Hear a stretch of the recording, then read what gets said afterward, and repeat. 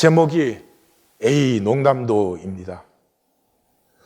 우주를 창조하시고 역사를 경륜하시는 하나님을 믿고 하나님의 자녀가 되었고 하나님의 유업자가 되었습니다. 그래서 뭐 하십니까? 교회 다닙니다. 농담이시겠죠? 예. 우주의 창조주, 역사의 경륜자인 하나님을 만나서 자녀가 되었다면 분명히 누립니다. 하나님과 하나님의 세계와 그 안에 나를 나로 창조하신 내 조건과 상황을 누립니다. 누린다는 말은 즐기기도 하고 또 싸우기도 하는 것이에요. 어려움을 이겨보기도 하고. 누린다는 말은 자유한 것이에요. 어떤 조건과 어떤 상황이 와도 이 모든 것은 하나님의 사랑이 뿌리이니까 불안과 두려움 없이, 그 말은 자유하게 누리는 것이에요. 누림은 하나됨에서만 피어나는 것이에요. 잘 길러도 못 길러도 자식은 누려요. 하나니까요. 타인은 누리지 못해요. 하나님을 믿으면 하나님의 형상을 피우는 것이에요. 우리 속에 심으신 씨앗, 하나님의 형상이 피어나는 것, 이것이 하나님의 목적이에요. 그것을 위해서 우리를 육신에 물질화시켰어요. 이 물질화된 나를 살면서 내 안에 있는 이 영적인 씨앗을 피워내는 것이에요. 빛은 물질계와 영계 또는 물질과 에너지의 경계선이 빛이에요. 그래서 빛은 물질로 보면 입자로 보여요.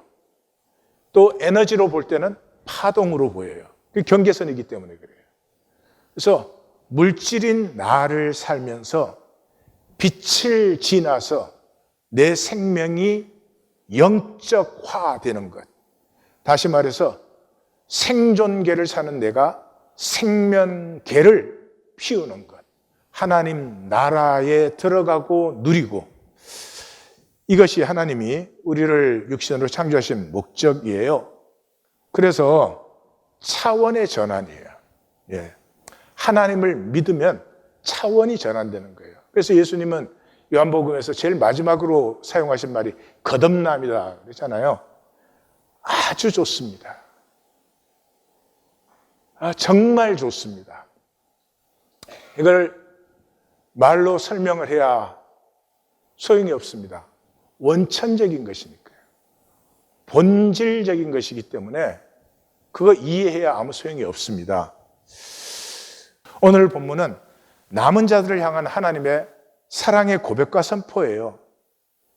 본문 전체에서 느끼셨죠? 하나님이 나 그러고 영광이래요. 그 말은 내가 창조주다, 내가 경륜자다, 이 내 창조와 경륜 전부가 너희를 위해서 내가 섭리하고 만들고 진행하는 것이다. 그래서 그 영광을 누려다오. 나의 아름다움과 신비를 너희가 마음껏 누릴 때 나는 기쁘고 그때 나는 나로 충족된다. 이것이 오늘 본문이에요. 찻달락 1절에서 7절을 보면 그래서 두려워 말라 내 사랑 내가 너와 함께한다. 이건 아무렇게나 하는 말이 아니고요. 지난주 본문에서 남은 자들이 스스로 돌이켰기 때문에 스스로 돌이킨 고백 위에 하나님이 이 고백을 하세요.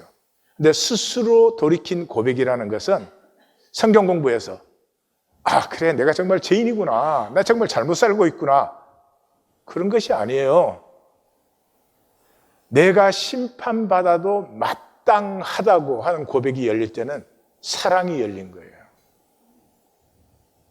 내가 지긋지긋하게 불순종하고 위선적이었구나, 사망의 몸을 나는 살고 있구나, 그곳에서 살 길이 열려버린 그 사랑이 열린 고백에 이제 하나님의 사랑의 고백이 홍수처럼 부어져요.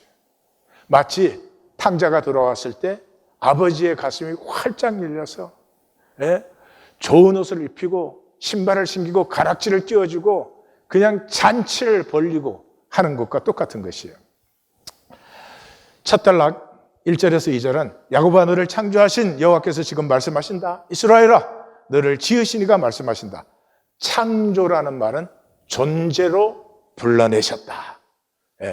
내가 존재하지 않던 내가, 가능성밖에 없던 내가 실제로 하나님께서 불러내셨다.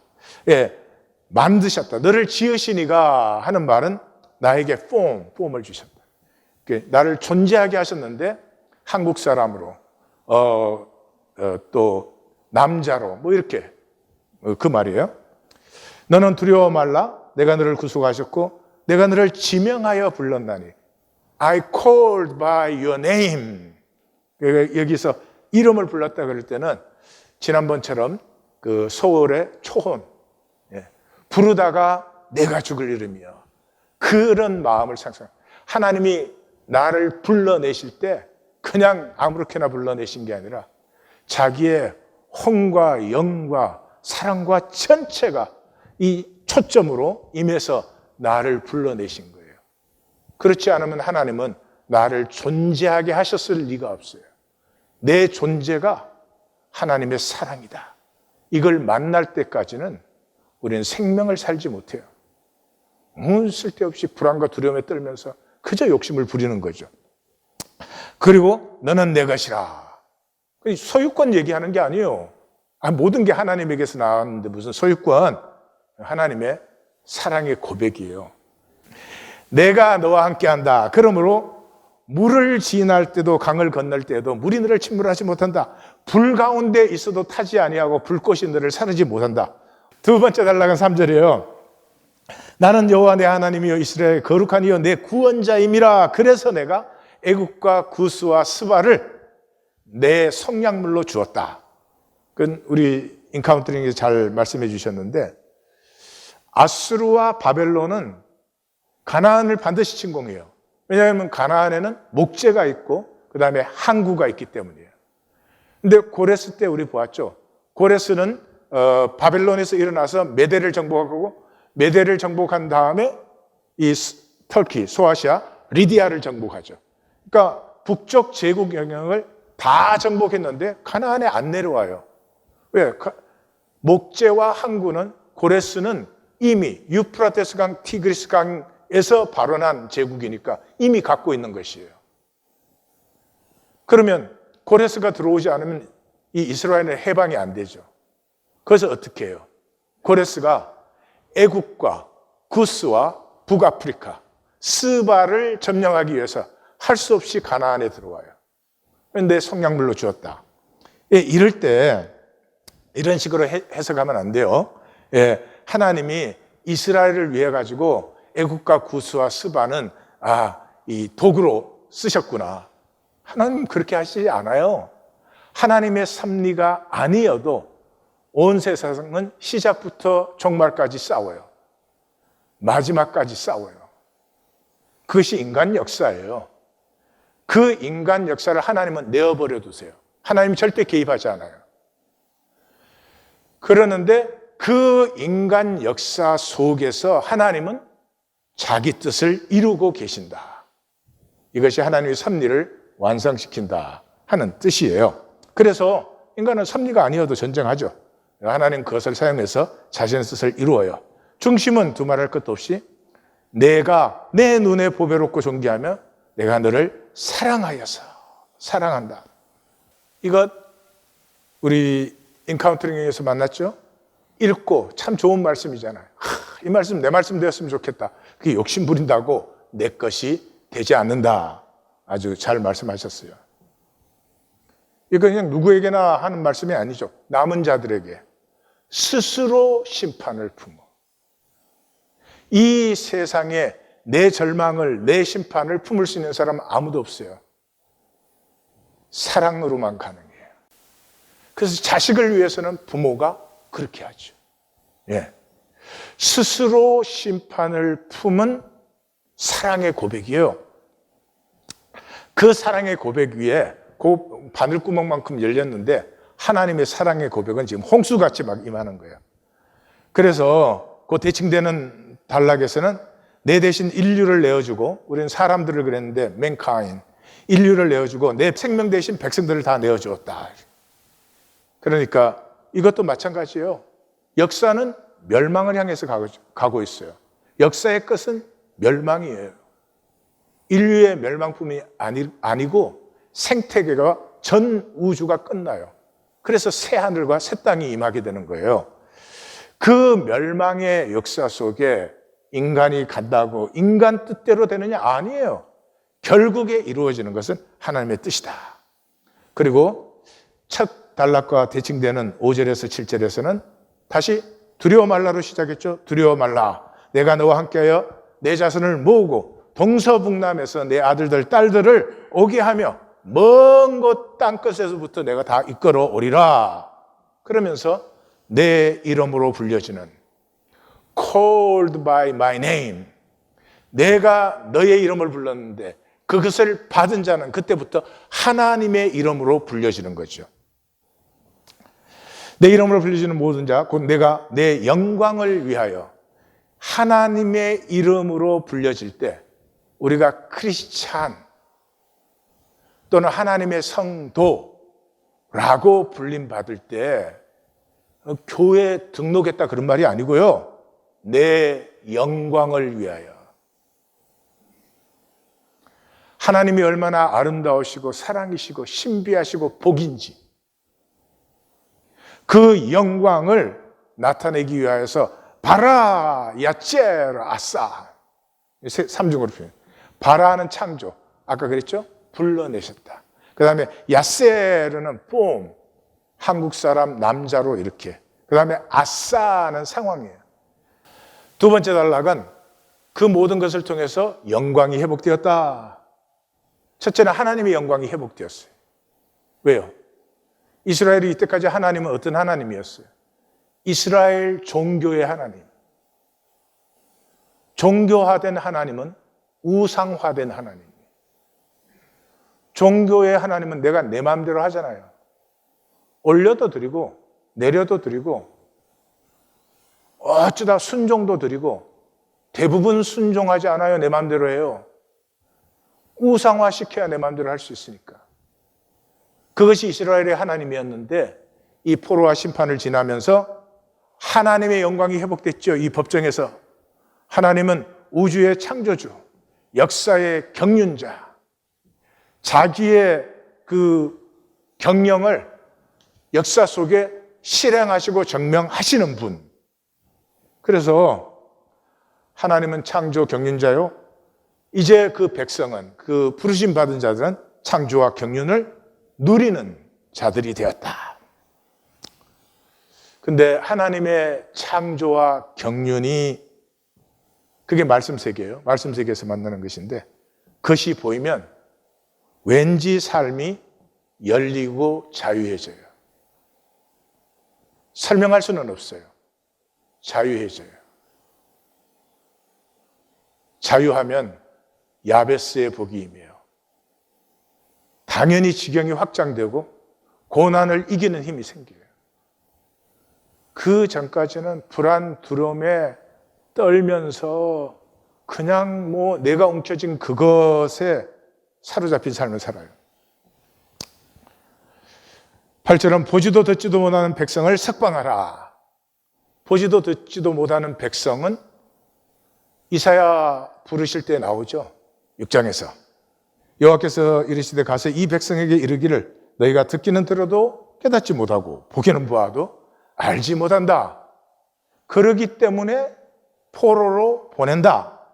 언제까지? 12절 여호와께서 사람을 멀리 옮기셔서 포로로 보내 이 땅 가운데 황폐한 곳이 많을 때까지, 땅이, 약속의 땅이 완전히 황폐해졌을 때, 그때 집행 기간이 끝나고 돌아오게 한다.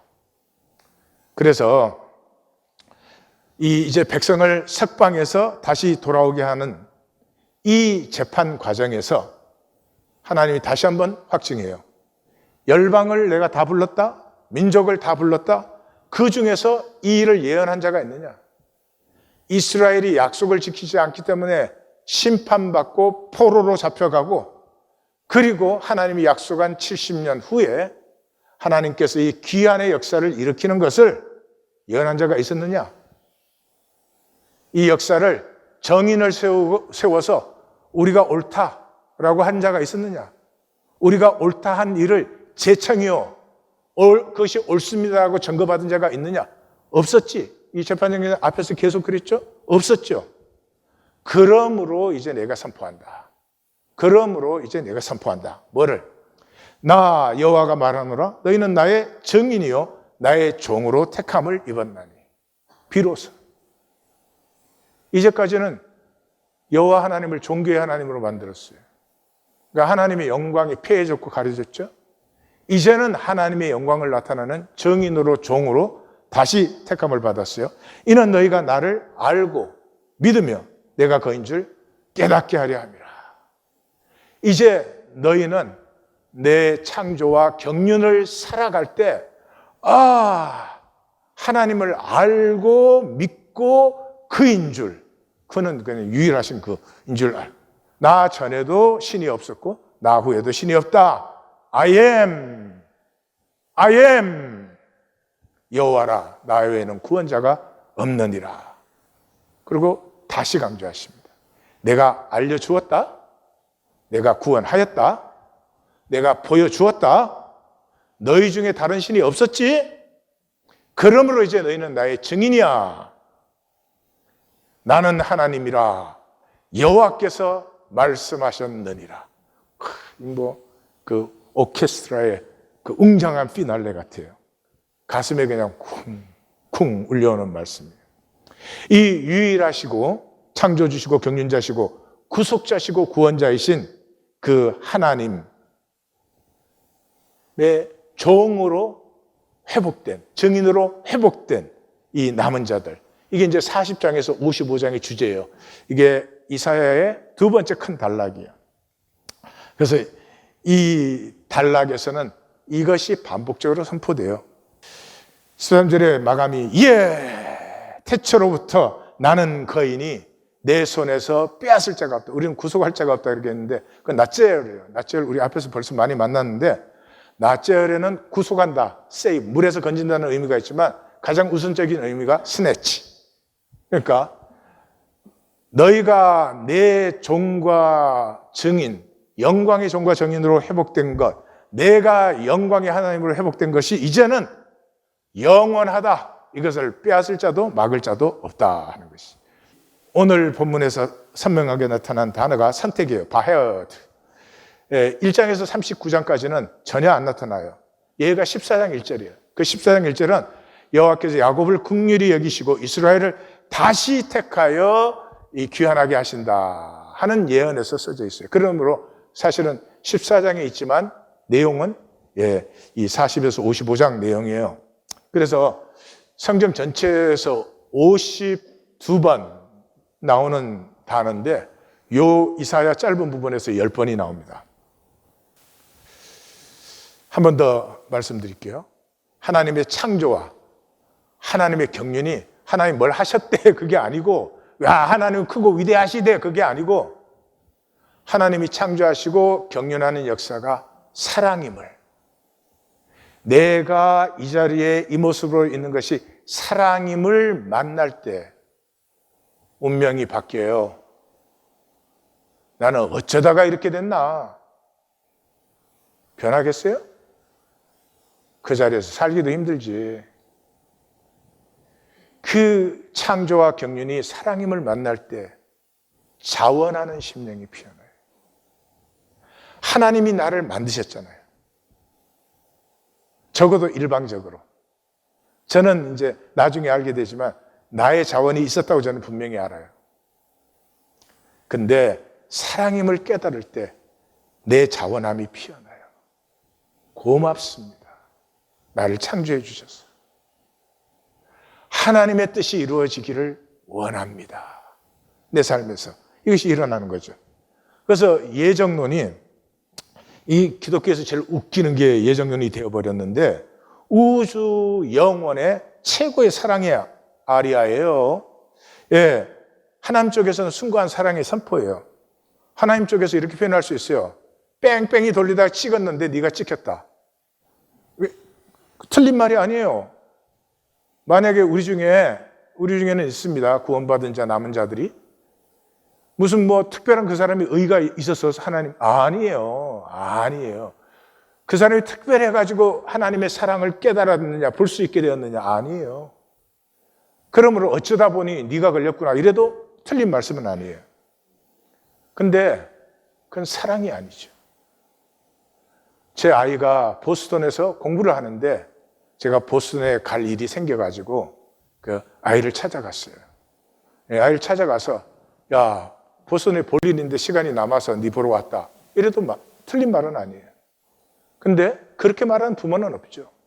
네가 집 떠나고 나서 어떻게 사는지, 뭘 먹는지, 친구들은 누군지, 네 환경이 어떤지 정말 궁금하고 하나님께 기도하다가 하나님이 이렇게 기회를 주셔가지고 너를 만나니 너무나 기쁘구나. 그렇게 말하죠. 그게 사랑이에요. 내가 너를 만세 전부터 너의 이름을 불렀다. 내가 너를 지명하여서 불렀다. 이거를 물리적으로 생각하시면 진짜 곤란한 거예요. 이건 인격적인 거예요. 사랑의 고백이에요. 또 우리 입장에서는 그렇게 말할 수 있어요. 응? 무슨 내가 믿었잖아요. 내가 믿는다고 고백해서 구원받았잖아요.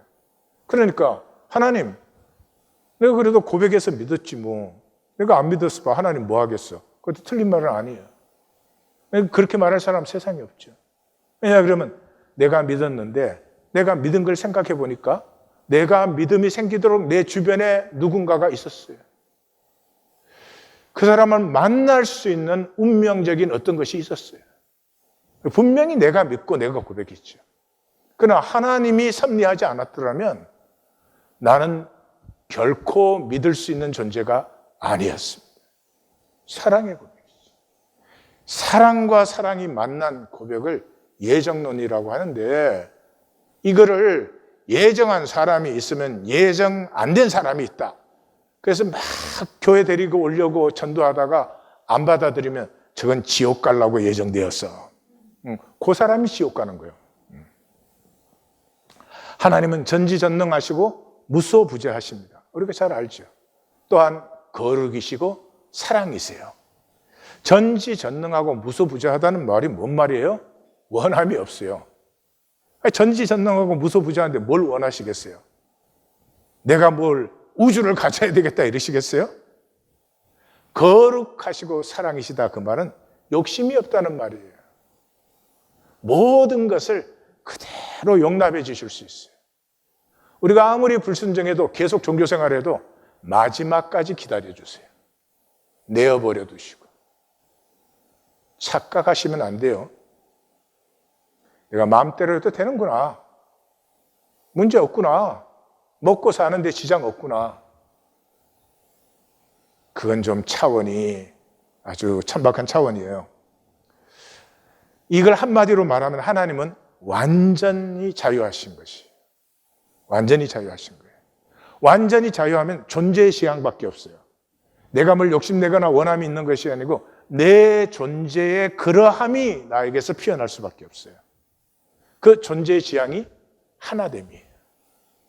그냥 하나님의 모든 것은 하나됨을 향해서 나아가고 역사하고 있어요.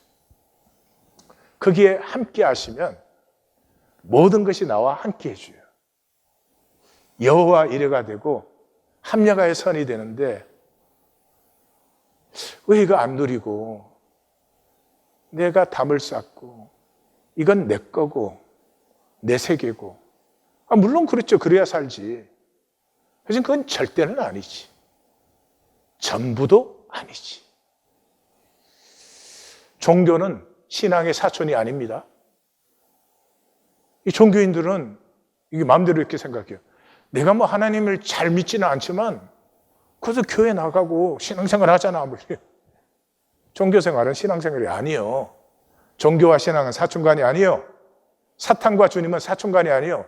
둘 다 하나님의 섭리로 쓰임 받지만 사촌간이 아니에요. 종교는 하나님이 가장 싫어하는 것이에요. 왜요? 짝퉁이니까. 이 세상에 짝퉁 좋아하는 사람 봤어요? 그 사람이 아무리 훌륭하고 조건이 좋고 그래도 저게 가짜다 그러면 그 순간에 딱 끝나버립니다.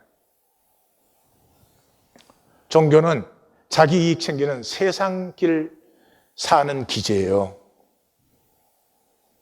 이것이 제일 선명하게 드러나는 것이 에베소서 2장이에요. 에베소서라는 책은 십자가로 우리가 하나 되었다. 원수되었던 것이 피해지고 모든 장벽을 무너뜨리고 십자가로 하나가 되었다. 그 하나 되면서 우리는 새 사람이 되었다. 십자가와 새 사람, 이게 에베소서예요. 그것이 가장 결정적으로 나타나는 게 2장인데 2장의 후반부는 원수된 것이 피해지고 우리가 하나 되었다는 것이고 전반부는 종교 생활이 뭐냐? 세상 풍조와 불순종의 영을 따라서 사는 것이다. 종교 생활 하시면 순종하십니까? 말씀 받으십니까? 말씀 안 받죠. 내 머리로 이해하죠. 왜? 내가 컨트롤해야 되니까. 그리고 뭐를 산다고요? 육체의 욕심과 마음의 원함을 살아요. 그래서 결론이 뭐예요? 본질상 진노의 자녀예요. 왜 본질상이라는 말을 붙였어요? 그냥 진노의 자녀죠, 당연히. 근데 본질상 진노의 자녀라는 것은 종교를 얘기하고 있어요. 종교는 겉모습을 갖고 있거든요. 아, 하나님 믿는 것 같이 이렇게 뭔가를 하고 있거든요. 그러나 그 본질은 진노의 자녀예요. 하나님의 재앙이 한 가족됨이다. 더불어 살기다. 그래서 우리 하나님 교회가 개척할 때 계속 주부에 실린 것이 시편 133편. 보라, 우리가 하나 되어 함께함이 어찌 그리 선하고 아름다운고. 18년 전 개척할 때 이 말씀을 묵상할 때마다 가슴이 뛰던 것을 기억합니다. 성경은 토라예요. 모세오경. 모세오경을 우리가 순종했으면 예언서도 있을 필요가 없고 시가서도 있을 필요가 없고 신약, 예수님이 오셔가지고 신약이 있을 필요가 없어요. 모세오경이 성경의 사실은 전부예요. 근데 그 모세오경의 중심은 레위기예요. 그리고 레위기의 중심은 19장 18절이에요. 내 이웃 사랑하기를 내 자신같이 하라. 쉐마 이스라엘 있잖아요. 너는 마음을 다하고 뜻을 다하고 힘을 다해서 주 여호와 너의 하나님을 사랑하라. 그 굉장히 중요해 보이잖아요. 종교인들에게는. 하나님이니까. 그죠? 그건 부수적인 거예요. 출애굽 1세대가 멸망해 버렸기 때문에 2세대에게 십계명을 새로 주면서 이 십계명 주는 것이 하나님 사랑하라는 말이다. 그거 설명해 주는 거예요. 성경의 중심과 가장 중요한 것은 내 이웃 사랑하기를 내 자신과 같이 사랑하라는 거예요. 그러면 여러분, 내가 이웃을 사랑하는 삶이 된다면, 만약에 이 세상이 우리가 이웃을 사랑하는 삶이 된다면 어떨까요? 삶이 달라져요? 어떻게 달라져요? 차원이 달라져요. 뭘 욕심 부리고 내가 더 가져야 되고 나는 너보다 잘나고 커져야 되고, 그건 다 헛된 욕심이죠. 나는 나됨을 피워보고 싶어요. 하나님이 나를 창조하신 거, 하나님이 나를 경륜하신 거, formed, 야채, 아싸. 왜 나를 한국 사람으로 이민자로 미국에 와서 이런 환경 속에서 그것을 파고 들어가기 시작하면서부터 내가 누구인 것이 선명해지고 내가 살고 싶은 삶이 분명해지고 내가 이 길을 살고 나면 내가 이 땅의 생명을 마감한 후에도 내 생명과 내가 전가한 말씀은 영원히 심령들을 새롭게 하고 하나님께로 돌이키게 한다. 은과 금과 바꿀 수 있겠어요? 그래서 하나님과 이스라엘의 관계가 끝나는 말라기에서 그 갈라지는 이유가 나 만군의 여호와가 이르노니 너희가 레위의 언약을 깨뜨렸다. 레위의 언약이 뭐예요? 이웃을 내 자신같이 사랑하는 거예요. 그게 복이에요.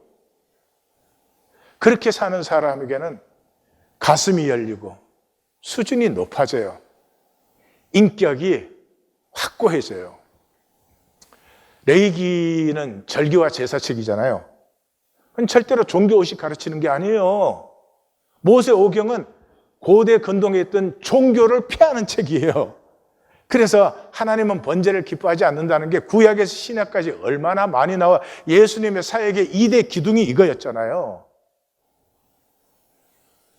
하나님은 제사를 기뻐하지 않는다. 긍휼을 원한다. 서로.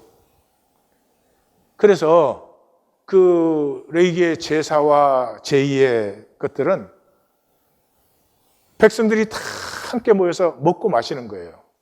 그러니까 먹고 마실 때 두 가지 가능성이 있어요. 난잡해지기 쉬워요.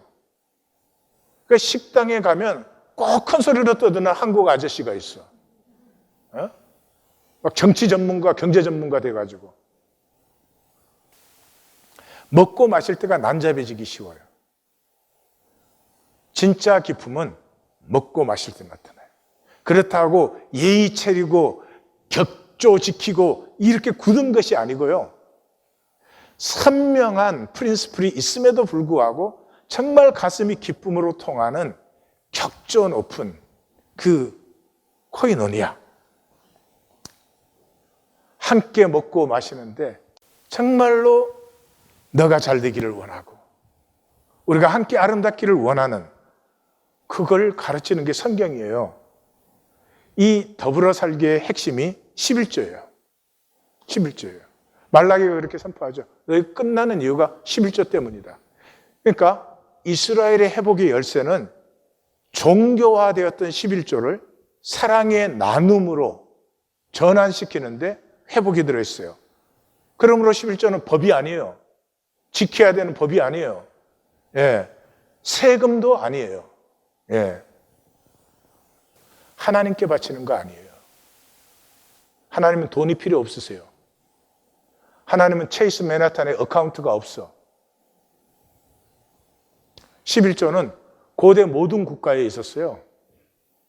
뭐 아수르, 바빌론, 이 그리스, 로마 다 있었어요. 심지어 맹자도 11조를 가르쳤어요. 맹자를 읽어보시면은 이 관문과 시장의 세금을 폐지하고 11조로 통일해야 된다. 백성들이 들어오는데 세금을 그 성문 들어올 때 내거든요. 그리고 물건 팔 때 또 내.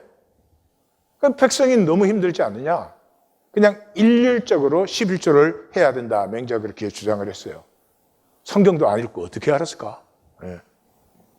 그런데 11조는 그런 고대 국가 제도에 비하면은 굉장히 제너러스한 게 낮은 거예요.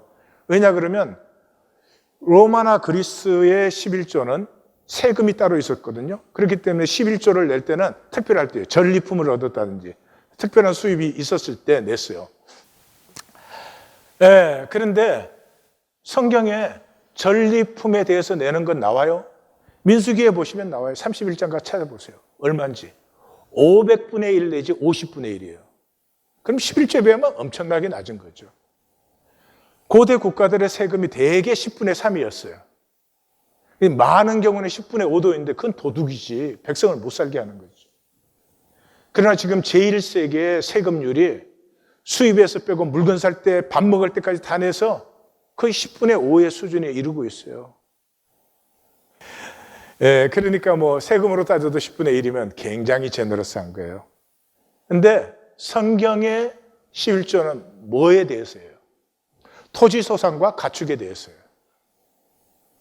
토지 소산과 가축이 뭐예요? 먹거리요, 먹거리. 그러니까 11조는 백성들이 모여서 함께 먹고 사는 거예요. 그래서 11조의 목적이 뭐예요? 과부와 고아와 레위와 객과. 여기 레위가 중요한 거예요. 그러니까 레위는 기업이 없어요. 백성들의 긍휼이 아니면 이 사람들은 굶어 죽는 사람이에요. 그래서 사사기 끝을 보면은 레이가 못 먹고 사니까 북쪽에 있는 사람이 남쪽에 오고 남쪽에 있는 사람은 북쪽 가고 이런 일이 일어나요. 그래서 이 11조에 대해서 말할 때 이래요. 만군의 여호와가 이르노라 너희의 온전한 11조를, 그 온전한 11조를 뭐예요? 이게 계산해. 수입의 딱 10분의 1 이거 계산한 줄 알아. 아니요. 기쁜 마음이 온전해요. 하나님에게 무슨 계산이? 기쁜 마음으로 나눌 때 그것이 온전함이에요. 나의 집에 양식이 있게 하라 그랬잖아요. 양식이. 왜요? 나의 집에 제일 1차 대상이 레이기잖아요. 레이들이잖아요. 레이들은 기업이 없어요. 그 레이들과 함께 가난한 자들과 이 불법 이민자들과 함께 먹으라는 거죠. 그러면 내가 하늘 문을 열고, 성경은 항상 이 원리가 일치되죠. 땅에서 통하면 하늘과 땅이 통해요. 땅에서 주님과 베드로가 통했을 때 약속이 땅에서 매면 하늘에서 매고 땅에서 풀면 하늘에서 풀린다 이러죠. 우리는 1820 데일리 브레드를 하잖아요. 마태복음 18장이 교회론이에요. 18절이 뭐예요? 너희가 교회라면 땅에서 매면 하늘에서 매이고 땅에서 풀면 하늘에서 풀린다. 그래서 19절 너희 중에 두 사람이 하나로 통한 자리에는 반드시 하나님이 역사하신다. 그래서 두세 사람이 내 이름으로 모인 곳이 교회다. 이게 복음서예요. 땅에서 통하지 않는데 하늘과 통해요? 애림 없는 소리. 내가 번 내 것이니까 나 혼자 써야 된다. 그건 정말로 사람으로서의 삶의 막장이라고 느껴지지 않으세요? 그래서 만군의 여호와가 이르노라 너희 조상의 날로부터 너희가 나의 규례를 떠나. 11절을 규례라고 했잖아요. 예. 그래서 그러면 우리가 어떻게 돌아가야 됩니까? 그러니까 하나님 말씀하시기를 사람이 어찌 하나님의 것을 도둑질하겠느냐? 그러나 너희는 나의 것을 도둑질하고 말하기를 우리가 어떻게 주의 것을 도둑질하였나이까 하는도다. 이는 11조와 봉헌물이라. 그러니까 하나님의 것이라는 말은 하나님 어카운트에 있는 것이다. 그런 말 아니죠. 하나님 그 어카운트 없으니까. 하나님과의 약속이에요. 무슨 약속이에요? 우리가 한 형제 되어서 함께 나누며 살기로 약속한 것이 이스라엘이 출발되는 약속이에요. 그리고 훔쳤는데 뭐를 훔쳤어요? 11조와 봉헌물이라 그랬잖아요. 만약에 11조만 나왔으면 11조는 레는 백성의 도둑질이 될 수 있죠. 근데 11조와 봉헌물이라고 했어요. 근데 봉헌물은 액수가 정해진 것도 있지만은 액수가 정해지지 않은 것이 훨씬 더 많아요. 감사로 드리는 것 이런 것은 자기 마음이에요. 그러니까 도둑질이 없지. 정해져 있어야 도둑질이 되는 거지. 그러니까 여기에 11조와 봉헌물이라고 할 때는 1차 도적이 누구예요? 레이들이에요. 성직자들이에요.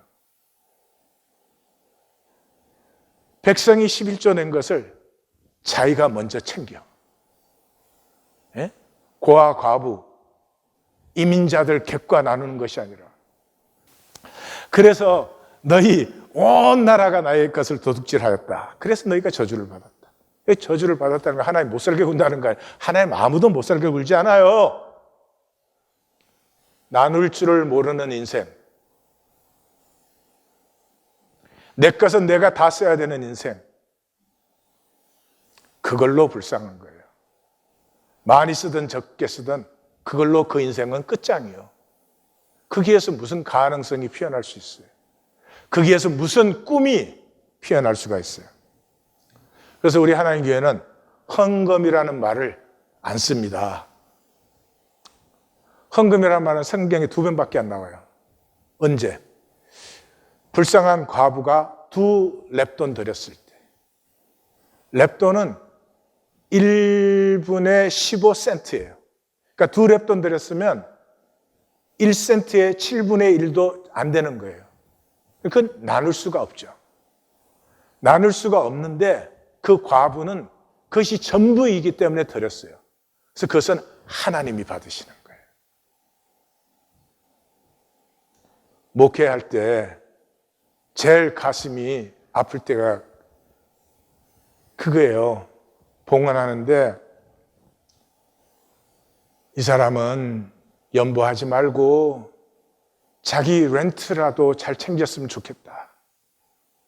돌려주고 싶은 마음이 드는 그런 연보 봉헌할 때 가슴이 아려요. 그건 하나님이 받으신 거예요. 연보는 우리가 나누는 거예요. 사도 바울이 마게도니아에서 연보 받아가지고 예루살렘 교회는 과부와 과들이 많기 때문에 그게 나누죠. 그때는 다 연보라는 말을 써요. 하나님이 뭘 원하세요? 우리 함께 나누어라. 자기 형편 따라서. 우리가 이렇게 교회라고 모여 있으면 함께 갖고 될 것이 많잖아요. 그건 다른 사람들이 다 내고 나는 안 내. 내 수준이 어떠하든지 나는 적게 내고 남은 많이 내고. 그게 어떻게 하나님을 붙여요? 이 종교는 하나님을 너무 비참하게 만들어버렸어요. 남은 자들의 고백에서 하나님이 내 영광이 회복되었다. 그 마음이 저는 느껴져요. 얼마나 종교화시키고 우상화시켜가지고 마음대로 하다가 저는 생각해 봤어요. 만약에 세상이 이 가족으로 살면은 가족 안에서는 나의 나됨이 가능하잖아요. 그리고 서로 사랑하죠. 싸우면서도. 그리고 원수도 사랑해요. 그 부부 간에 사랑하잖아. 무엇보다 자식 사랑하잖아. 아유, 그것들 말썽 부릴 때는 왼수도 그런 왼수가 없지. 그 사랑하잖아. 가족이 되면 범죄가 있겠어요? 악이 있겠어요? 시기가 있겠어요? 그래서 성경은 문제의 시작을 가인으로 보는 거예요. 가인이 뭐 한 사람이에요? 가족됨을, 형제됨을 깬 사람이잖아요. 성경은 결코 완전 사회를 말하고 있지 않아요. 하나님 믿고 11조 드리면 이 사회는 완전, 그게 아니에요. 우리 사회 의식의 중심을 회복시켜 주려고 그래요. 우리가 이 지구촌에서 함께 살아가는데 우리의 중심은 그래도 같이 살자가 되어야지. 나만 살자. 이게 멸망의 길이에요. 그래서 가족 의식이 되면은 범죄가 어려워져요. 어떻게 총 들고 나가서 아무나 쏴 죽이는 이런 일을 해요. 에? 어떻게 서브웨이에서 기다리다가 트럭에다 사람을 밀어넣는 그런 일을 해요. 서로가 서로에게 의미 있는 타인이 되어요. 몰라도 그 사람으로서 그냥 소중한 양심이 건강해지는 것이에요. 박완서 씨의 사람의 일기라는 작품을 나눌 텐데요. 딸이 교통사고를 당했어요. 중상을 입었어요. 내가 뭘 잘못해가지고 이런 일이 일어났나 이러다가도 정말 뭐 자기는 오빠도 먼저 죽고 아버지도 비참하게 죽는 걸 봤지만 이런 딸의 사고에서 이런 비통은 처음이야. 그런데 이제 자기가 뭐 교회는 다니지만 기도하는 사람들 보면 제대로 살지도 않고 하나님에게만 달라달라 하는 거 참 뭐 이런 식으로 생각을 했어요. 그런데 거기에서 이제 하나님께 기도를 드리고 기도를 드린 사이에 또 딸의 의식이 회복돼서 응답받는 것 같기도 하고 막 그러는 것을 보면서 더 열심히 기도하고 또 그 기도하는 중에 자기 딸은 회복되는데 다른 사람이 죽어나가는 것을 보면은 그 명복을 빌어주는 은총을 받은 자의 막 기쁨을 누리고 그래요. 그러면서 이제 1차 수술이 성공적으로 끝나면서 이게 하나님이 날 엉터리로 신앙생활 했더니 신앙생활이 아닌데 사랑의 벌을 주시는구나. 그래서 막 회개도 하고 그래요. 들어보세요. 나는 울기 시작했다. 울음이 잘 나오지 않고 가슴에 뭉쳐서 찢어질 것처럼 고통스러웠다. 쥐어뜯고 몸부림쳐도 소용이 없었다. 내가 뭘 잘못했기에 하는 원망이 나의 비통을 더욱 처참하게 했다. 너무 괴로워서 죽고 싶었다. 자식을 앞세우는 수모를 겪느니 죽는 게 훨씬 나을 것 같았다. 혜령이가 죽다니, 내가 혜령이 죽는 걸 보다니. 내가 도대체 뭘 잘못했기에 자식이 그런 끔찍한 꼴로 죽는 걸 봐야 한단 말인가. 조금도 잘못 없이 살았다고 못해도 나보다 잘못이 많은 사람들이 내 주위에서 얼마든지 나날이 무사한 일을 누리며 다복하게 살고 있었다. 나는 평소에도 도덕적인 결벽증이 좀 심한 편이었다. 그런 사람이 흔히 그렇듯이 나 역시 내 잘못보다 남의 잘못을 꿰뚫어 보는데 더 눈이 밝았다. 그런 밝은 눈으로 보건대 세상은 온통 죄투성이이고 그들의 죄에 비하면 내 잘못은 티끌만큼밖에 안 됐다. 그리스도를 믿는 이들이 가장 소중하게 여기는 기도에 대해 나는 혐오감 같은 걸 느끼고 있었다. 열성적인 기도일수록 더했다. 기도합시다. 기도해 주세요. 이런 소리가 마치 푸닥거리의 휴엄을 비는 소리처럼 주술적으로 들려서 내가 기도를 잘 안 하는 걸 떳떳해하고 있기조차 했다. 그 또한 얼마나 가짜는 교만이었을까. 지금 내 눈앞에 부인이 기도란 아무리 엄청난 재난 속에서도 가장 품위 있고 겸손할 수 있는 방법이라는 걸 보여주고 있었다. 나는 무너지듯이 주저앉아 두 손을 모았다. 주님, 우리 혜령이를 살려만 주십시오. 더는 안 말하겠습니다. 살려만 주십시오. 제발 그 아이를 벌써 죽게만 마옵소서. 어떤 모습이라도 살아만 있게 하여 주소서. 그 아이에게 다리가 없어진다면 기꺼이 다리가 되겠습니다. 눈을 못 보게 된다면 일생 눈이 되겠습니다. 그 아이가 잃은 것을 대신하고 봉사하는 걸로 낙을 삼겠사오니 부디 그 아이를 살려만 주십시오. 그 아이를 죽게 하시려거든 저를 먼저 죽게 하소서. 제가 대신 죽게 하소서. 나에겐 기도할 수 있는 희망이 있었다. 정말로 간절히 티끌만한 의심도 없이 기도했다. 주님, 그 아이를 살려주시되 정신만은 올바르게 살려주소서. 정신이야말로 아버지가 인간에게 주신 가장 고귀한 선물입니다. 천만다행으로 그렇게 깊이 광범위하게 이마병원 나가고도 전혀 뇌손상이 없어서 수술은 개방성 골절상의 소독과 봉합으로만 끝났다고 했다. 감사합니다. 감사합니다. 이에미의 간절한 기도를 들어주셔서 감사합니다. 정말로 강같은 기쁨이 밀려왔다. 기도가 이다지도 용검하고 이다지도 큰 기쁨을 가져오는 것일 줄이야. 매일매일 흉기에 다친 사람들이 연달아 들어오고 나아서도 나가고 죽거나 병신이 돼서 나가기도 했다. 그런 환자들을 볼 때마다 내 딸이 완치될 수 있는 부상을 감사하고 또 감사했다. 기도도 더욱 열심히 했고 기도마다 응답이 있었다. 젊고 건강한 몸이라 하루가 다르게 치유돼 갔으니 말이다. 골절되고 함몰된 뼈를 복원하는 수술도 성공적이었다. 매일매일이 기도와 감사로 충만한 나날이었다. 삐뚤어졌던 얼굴이 제자리로 돌아온 날 나는 엉엉 소리내어 울며 주님을 찬양했다.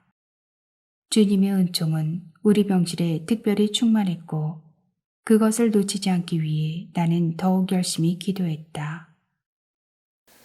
살려만 주세요. 그러면은 정신장애만 얻게 해주세요. 그러는데 이제 다 그대로 되어서 이제 재활의과를 나갑니다. 거기 가면 이제 이 걸음 걷는 것부터 새로 회복을 시키는데 다른 환자들은 이 첫걸음 이게 내딛는데 막 10분씩 막 온몸을 부들부들 떨고 그러는 이제 자기 딸은 회복이 빨라가지고 그냥 척척척 걷고 팔도 잘 움직이고 완전히 학교에 옛날에 가서 1등 하는 딸을 바라보면서 막 대견해하는 다른 환자들 너무 비참하기 때문에 이게 웃지 않으려고 점잖은 척 하려고 굉장히 고생을 합니다. 그러고는 이제 성형수술 날짜를 받고 이렇게 병원에서는 나오게 됩니다. 퇴원해서 나오면서 보니까 이 딸이 두개골이 깨졌으니까 혹시 뇌수술을 해야 될지 몰라서 머리를 빡빡 깎아놨어요. 그 밤송이 머리가 걸리는 거예요. 그리고 이제 나와가지고 완벽 중독이 다시 가동되는 거예요. 내 딸은 아무 흠도 없어야 돼. 예, 다른 사람은 흠이 좀 있어야 당연한 거겠지만은. 근데 날씨가 좋아지니까 사람들이 막 바깥에 나와서 배드민턴도 하고 노는 모습을 보면서 다 저렇게 건강한데 왜 내 딸만 이렇게 휠체어에 있어야 되나, 그러니까 막 화가 나고 질투가 나고, 그 다음에 그 중앙선을 건너서 차를 받은 그 가해자를 막 찾아가서 막 죽이고 싶고 정오가 일어나고 그래요. 그러면서 이제 깨닫습니다. 자기가 이 계속 기도하면서 응답되고 넘치는 기쁨, 문병 온 사람들이 문병을 못할 정도로 막 간증을 하고 막 그랬던 것이 모두 주님을 믿었던 것이 아니고 내 딸이 다른 환자에 비하면 훨씬 더 건강하고 온전히 회복될 수 있다는 비교적 우위의 야비한 기쁨이었죠. 그런데 그 야비한 기쁨이 기쁨 정도가 아니라 그게 얼마나 탐닉을 했는지 들어보십시오. 나는 딸이 약혼자가 왔을 때만이라도 얌전하게 가발을 쓰고 있길 바랐으나 딸은 그러고 싶지 않아했다. 약혼자는 장발이라 딸애가 가발을 벗고 있으면 서로 성이 도착돼 보였다. 나는 그게 민망해서 사익감 앞에서 어쩔 줄을 몰랐다. 사익감은 딸이 입원해 있는 동안도 퇴원 후에도 변함없이 성실할 것만도 나는 때때로 미안하고 눈치가 보였고, 그러고 나면 속에서 지글지글 오라가 치밀었다. 중앙선을 넘어 딸이 탄 택시와 충돌했다는 가해자인 자가운전자를 찾아가 내 딸을 고스란히 물어내라고 격렬한 싸움을 하고 싶은 충동에 밤잠을 못 이루기도 했다. 가슴이 울렁거리기도 하고 쫄리기도 해서 자주 가슴에 손을 얹고 호흡을 조절해야 했다. 병원에서의 기도와 기쁨에 충만했던 날이 먼 옛날 같았다. 그러면서 호련히 내가 한 번도 주를 가까이 한 적이 없다는 걸 깨달았다. 병원에서 내가 매일매일 기뻤던 것은 주님을 가까이에서가 아니었다. 우리보다 못하고 우리보다 불행한 사람들과 비교해서 자신의 처지를 우위에 올려놓을 수 있었기 때문이었다. 기쁨이 그분으로부터의 은총이었다는 건 중대한 착각이었다. 우리보다 못한 사람이 불행을 즐긴 데 지나지 않았다. 어떻게 그렇게 가장 야비한 기쁨으로 착각할 수 있었을까? 내 이웃의 고통이 나에겐 그렇게도 맛있었단 말인가? 내 딸이 피투성이의 처참한 모습으로 엑스레이실로 컴퓨터 촬영실로 수술실로 실려 다닐 때 복도에서 서성이던 사람들은 비켜주기는커녕 큰 구경거리처럼 모여들어 들여다보고 동정을 표시했다. 자기가 아니면 가족이 병든 그 사람들이 내 딸을 보고 동정보다는 자신의 불행을 위로받고자 했다는 것을 나는 알고 있었다. 내 딸의 불행이 그들의 위안거리가 된다는 걸 나는 참을 수가 없었다. 나는 그들을 원수처럼 노려보았고 내심 불같은 증오심을 불태웠었다. 그러나 내가 내 딸보다 더 불행한 사람을 보고 느낀 기쁨에다 대면 아무것도 아니었다. 신앙과 구원의 기쁨으로 착각할 정도였으니 말이다. 나보다 못한 사람을 거리로 해서 얻을 수 있는 야비한 기쁨에 욕지기가 치밀었지만 지났으니까 그렇지 그땐 얼마나 거기에 탐닉했던가. 그 무렵 이웃을 내 몸같이 사랑하라. 너희가 여기 있는 형제 중에 가장 보잘것없는 사람에게 해준 것이 바로 나에게 해준 것이다. 라는 그리스도의 말씀들은 황홀하도록 감동적이었다. 그러나 나보다 못한 사람을 보고 느끼는 위안과 행복감보다는 덜 황홀했다. 나는 마치 이러지도 저러지도 못할 막다른 골목에 몰린 기분이었다. 딸에게 일어난 재난을 통해 주님의 은총을 깨달은 줄 알았는데 그게 아니었다. 내 이웃사랑의 허위를 폭로당한 것이었다. 이웃사랑이란 쉬운 일이 아니었다. 나처럼 육신에 대한 사랑이 지긋지긋하게 뭉친 사람에겐 더더욱 어려운 일이었다.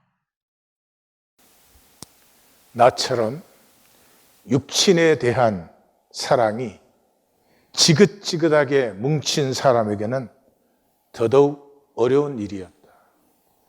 육신은 사랑해야지요. 그런데 육신만 사랑하는 사랑은 농도가 짙어져서 독이 된 것입니다. 이 시대의 자녀들은 사랑의 독에 멸망하고 있습니다. 나누고 더불어 살 줄을 모르고 나만 성공해야 되는 괴물들이 되어가고 있습니다. 오늘 나눈 가이드는 아프게 썼습니다. 왜냐 그러면 말씀은 아픈 것인데 아프지 않은 영적 문둥병자가 된 우리를 위한 것이니까요. 창조주요 역사 경영자이신 하나님을 믿고 자녀되었습니다. 그래서 무엇 하십니까? 교회 다니신다고요? 판단, 정죄, 시기 질투하며 온갖 세상 것 욕심내며 떠나가라 이 가정한 자야. 하나님까지 속이려는 악독한 우주의 사기꾼, 영원한 거짓의 멸망자, 마귀의 종, 주님의 원수, 말씀으로 심판하셔도 결코 받지 않고 애고 지키고 욕심 부리고 결코 바뀌지 않는 플라스틱 가슴과 얼굴을 가지고 생명까지 플라스틱으로 만든 불쌍한 종교인들. 우리 각자 기도하십시다. 오늘 말씀 붙들고 각자 기도하십시다. 통렬한 기도가 나오면 좋겠습니다.